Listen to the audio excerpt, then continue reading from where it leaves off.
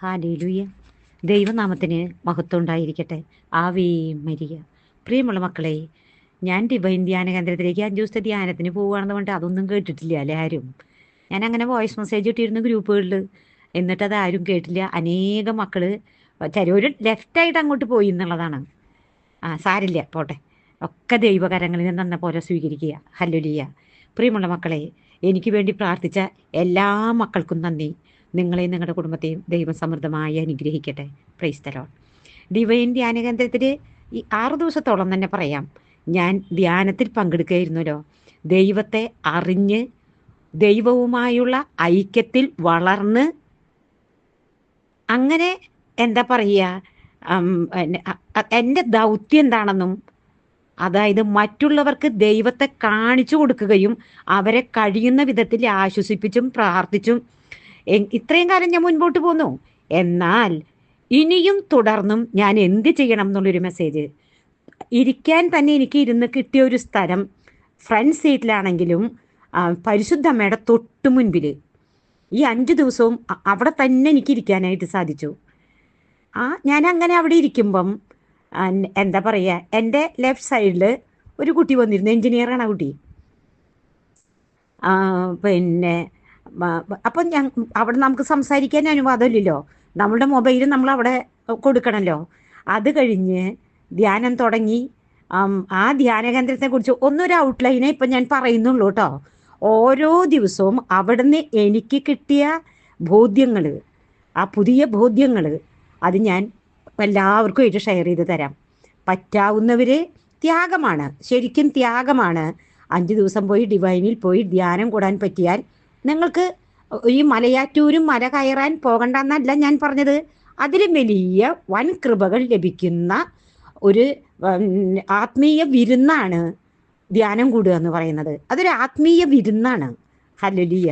വചനത്തിൻ്റെ ആഴവും പൊരുളും അറിയാനും ദൈവത്തെ സ്തുതിച്ച് മഹത്വപ്പെടുത്തി ആരെയും അങ്ങോട്ടും ഇങ്ങോട്ടും കാണാതെ സംസാരിക്കാതെ മൊബൈൽ ഉപയോഗിക്കാതെ ലോകത്തിൻ്റെ ഒന്നും അറിയാതെ ആ കർത്താവുമൊത്തുള്ള ഒരു കൂടിയിരിപ്പ്. ഹല്ലേലൂയ. അതാണ് ധ്യാനം. അതായിരുന്നു ഈ ദിവസങ്ങളിൽ എനിക്ക് അനുഭവിക്കാൻ സാധിച്ചത്. ഹല്ലേലൂയ. ഇത് ഒന്ന്. രണ്ടാമത് എന്താ പറയുക, എൻ്റെ അടുത്തിരുന്നിരുന്ന കുട്ടീന്ന് ഞാൻ പറഞ്ഞില്ലേ. അപ്പം ഞങ്ങൾക്ക് സംസാരിക്കാൻ പാടില്ലല്ലോ മക്കളെ. ഈ കുട്ടി ഫുൾ ടൈം കരയാണ്. അവൾ കരയണത് കാണുകയാണ് ഞാൻ. അപ്പം എന്നെ സംബന്ധിച്ചിടത്തോളം ഇത് കാണുമ്പോഴേക്കും എനിക്ക് ഭയങ്കര സങ്കടമാണല്ലോ ഇങ്ങനെ കണ്ടു കഴിഞ്ഞാൽ. അപ്പം നമ്മളെ കയ്യിലൊക്കെ നോട്ട്ബുക്കും പെന്നും ഉണ്ടല്ലോ. ഞാൻ എൻ്റെ എഴുതാനേ പറ്റുള്ളൂ, സംസാരിക്കാൻ പറ്റില്ല അവിടെ. അപ്പം ഞാൻ എൻ്റെ നോട്ട്ബുക്കിൽ എഴുതി, എന്തേ പൊന്നുമോളെ നീ വിഷമിക്കുന്നത് എന്ന് ചോദിച്ചിട്ട് എഴുതി അവളുടെ കയ്യിലേക്ക് അങ്ങോട്ട് കൊടുത്തു. അപ്പോൾ അവൾ ആദ്യത്തെ 2 ദിവസമൊന്നും അങ്ങനെ ഞാൻ പറഞ്ഞതിന് മറുപടി തന്നില്ല. ഞാൻ വീണ്ടും വീണ്ടും ഇങ്ങനെ എഴുതി കാണിച്ചു, അവൾ എനിക്ക് മറുപടി തന്നില്ല. 3-ാമത്തെ ദിവസം അവൾ എഴുതി കാണിച്ചു, എൻ്റെ ഭർത്താവ് ഇന്ന് എത്ര ഡേറ്റ്. അപ്പം ഞാൻ ഡേറ്റ് പറഞ്ഞു. ഇന്ന് എൻ്റെ ഭർത്താവ് മരിച്ചിട്ട് ഒരാഴ്ച തികഞ്ഞത്. ഈ നിമിഷം എൻ്റെ ഭർത്താവിൻ്റെ ബോഡി മറവ് ചെയ്തതിന് ഈ മണിക്കൂറിലാണ് എൻ്റെ ഭർത്താവിൻ്റെ ബോഡി മറവ് ചെയ്തതെന്ന്. ഇന്നേക്ക് ഒരാഴ്ചയായി. Price the Lord. എൻ്റെ മക്കളൊന്ന് കേട്ട് നോക്കുമോ. അവൾക്കൊരു 45-46 വയസ്സ് കാണുമായിരിക്കാം. 2 കുട്ടികളുണ്ടായിരുന്നു. ആ പ്രസവത്തിൽ ആ 2 കുഞ്ഞുങ്ങളും മരിച്ചുപോയി. ഇരട്ട കുട്ടികളായിരുന്നു.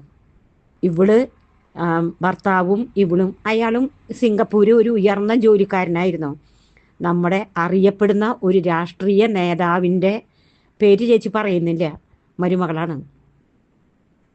അപ്പോൾ എന്താ പറയുക, ചേട്ടനനിയൻ മക്കള് അങ്ങനെ കേട്ടോ മക്കളെ. ആ കുട്ടി എന്താണ്, സ്ഥലമൊന്നും പറയുന്നില്ല ചേച്ചി, പേരൊന്നും വെളിപ്പെടുത്തുന്നില്ല. അപ്പോൾ ഇതിങ്ങനെ എൻ്റെ അടുത്ത് ഇത് എഴുതി കാണിച്ചതും എനിക്ക് ഭയങ്കര വിഷമായി. പക്ഷെ എനിക്ക് നിറഞ്ഞു കിട്ടണം, ഈ ആഴക്കടലിൽ നിന്ന് കോരി നിറച്ച് കുടിക്കണം എന്ന് വെച്ചിട്ട് ഞാനിരിക്കുകയാണ്. അപ്പോൾ ഇതിനിടയ്ക്ക് പക്ഷെ എനിക്ക് തോന്നി, കർത്താവ് എന്നെ, ഓരോരുത്തരെ കുറിച്ചും ദൈവത്തിന് ഓരോ പദ്ധതികളുണ്ട്. എന്നെക്കുറിച്ചുള്ള പദ്ധതിയാണ് അനേകരെ ആശ്വസിപ്പിക്കുക. ഇത് എല്ലാവരെ പോലെ അതിനേക്കാൾ അധികം പരീക്ഷിക്കപ്പെട്ടവളാണ് ഞാൻ. അത്രമാത്രം സഹനത്തിലൂടെ കടന്നു പോകുന്നവളാണ് ഞാൻ. അതുകൊണ്ട് ഈ വേദനിക്കുന്നവരെ കുറിച്ച് പറഞ്ഞാൽ എനിക്ക് പെട്ടെന്ന് മനസ്സിലാവും. അപ്പോൾ എനിക്കത് ഭയങ്കര വേദനയായി. അപ്പോൾ സ്തുതിപ്പിൻ്റെ സമയത്തോ പാട്ടിൻ്റെ സമയത്തോ ഒക്കെ ആയിട്ട് ഞാനിങ്ങനെ എഴുതി അവളോട് ഷെയർ ചെയ്യാൻ തുടങ്ങി. അവളും നമ്മളെ പോലെ തന്നെ ഒരു റൂമാണ് അവളും എടുത്തിരിക്കുന്നത്. നമ്മുടെ റൂമിൻ്റെ അടുത്ത് തന്നെയാണ് അവളുടെ റൂം. പക്ഷെ അങ്ങോട്ടും ഇങ്ങോട്ടും ഞങ്ങൾ റൂമിലേക്ക് പോകുകയോ സംസാരിക്കുകയോ ഒന്നും ചെയ്തില്ല. അവിടെ മൗനം പാലിക്കാനാണ് പറഞ്ഞിരിക്കുന്നത്. അത് നമ്മളനുസരിച്ചു. ഹല്ലേലൂയ. അത് കഴിഞ്ഞതിന് ശേഷം വീണ്ടും ഞാൻ എഴുതി ചോദിച്ചു അവളുടെ വിശേഷങ്ങൾ. അപ്പോഴാണ് അവൾ കൊന്ത ചൊല്ലുമ്പോൾ അവൾ കൊന്ത ചൊല്ലണത് അങ്ങോട്ട് നന്മ നിറഞ്ഞ മറിയം പറയുന്നത് അങ്ങോട്ട് കേൾക്കാനില്ല. അപ്പോൾ എനിക്ക് എൻ്റെ മനസ്സിലുണ്ടായിരുന്നു, ഇങ്ങനെ അവൾ വേദനിക്കണമെങ്കിൽ മാതാവിൻ്റെ മുൻപിൽ ഇവിടെ കൊണ്ടുവന്ന് ഇരുത്തിയിരിക്കണു എൻ്റെ തൊട്ടടുത്ത്. ഞാനാണെങ്കിൽ രാവും പകലിരുന്ന് അവിടെ അച്ഛൻ പ്രസംഗിക്കുമ്പോഴും എനിക്കത് പറ്റും. ദൈവം ഓരോരുത്തർക്കും ഒരു കൃപ തന്നിരിക്കുന്നതല്ലേ മക്കളെ. എന്ത് കേൾക്കുകയാലും എന്ത് ആര് സംസാരിക്കുകയാലും ഞാൻ ജപമാല ചൊല്ലിക്കൊണ്ടിരിക്കും. അവിടെ ഇരുന്നിട്ടും ഒറ്റ ദിവസം മുടങ്ങാതെ 10 ജപമാല വീതം കരുണക്കൊന്തയും രക്തക്കണ്ണീൻ്റെ ജപമാലയും എല്ലാം ഞാൻ എൻ്റെ പേഴ്സണൽ പ്രേയേഴ്സ് എല്ലാം ഞാൻ കംപ്ലീറ്റ് ആക്കി ആ ഇരിപ്പിലിരുന്ന് ചെയ്തിരുന്നു ഞാൻ. അല്ലെങ്കിൽ ഇനി അത് ആ റുട്ടീൻ മുടങ്ങിപ്പോകണ്ട എന്ന് വിചാരിച്ചു. അപ്പം ഞാൻ എപ്പോഴും ജപമാല ചൊല്ലണത് ഇവള് കണ്ടുകൊണ്ടിരിക്കുകയാണ്. അപ്പോൾ ഇവള് എനിക്ക് എഴുതി കാണിച്ചു, എന്താണ് എപ്പോഴും ഇങ്ങനെ ജപമാല ചൊല്ലുന്നത് എന്ന് എഴുതി എന്നോട്. അപ്പം ഞാൻ അവളോട് പറഞ്ഞു, മോളെ, ഇവിടെയും ഈ ധ്യാന കേന്ദ്രത്തിലും കൂടുതലും മാതാവിനെ കുറിച്ച് ഒന്നും പറയുന്നില്ല. അതെന്തുകൊണ്ടാണെന്ന് ചോദിച്ചാൽ എനിക്കറിയില്ല. പക്ഷേ മാതാവിൻ്റെ പിന്നെ മകനാണ് വചനം. എന്താണ് സത്യം? അവിടുത്തെ വചനമാണ് സത്യം. ആരാണ് സത്യം? യേശുവാണ് സത്യം.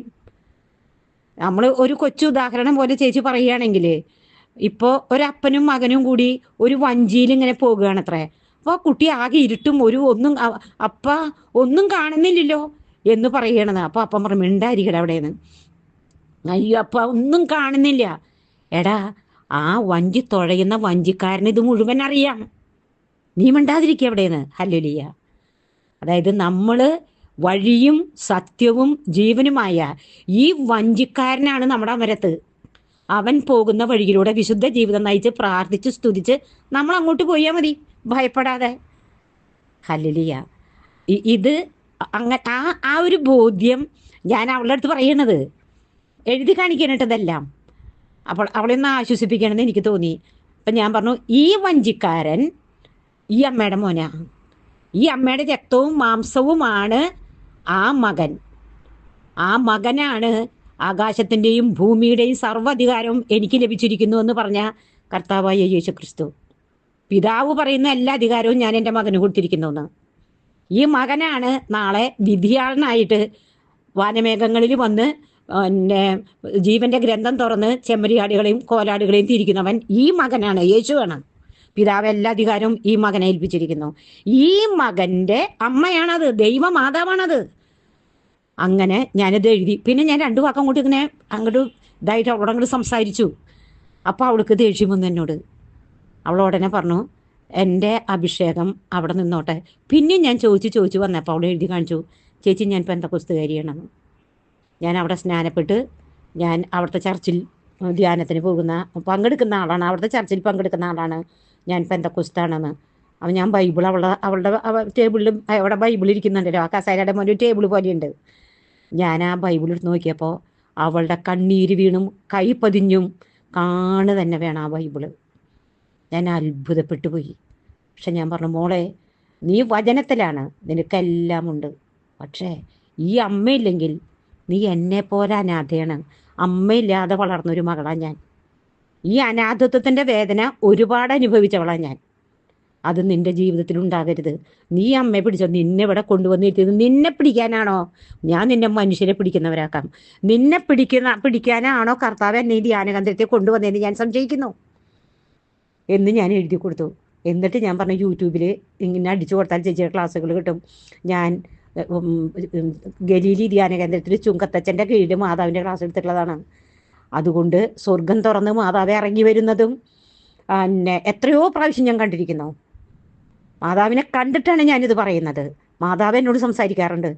ആ ദിവസങ്ങളിൽ ഈ 6-7 ദിവസം മുഴുവനും എൻ്റെ മുൻപിൽ മുല്ലപ്പൂവിൻ്റെ മണം എന്ന് പറയാൻ പറ്റില്ല, സുഗന്ധക്കുപ്പി പൊട്ടിച്ചാൽ പല ജാതി സുഗന്ധക്കൂട്ടുകളുടെ മണവും കുന്തിരിക്കത്തിൻ്റെ മണവും അത് മുഴുവൻ ചേച്ചി ഇങ്ങനെ അനുഭവിച്ചുകൊണ്ടിരിക്കുകയായിരുന്നു. എനിക്കത് പറഞ്ഞറിയിക്കാൻ വാക്കുകളില്ല മക്കളെ.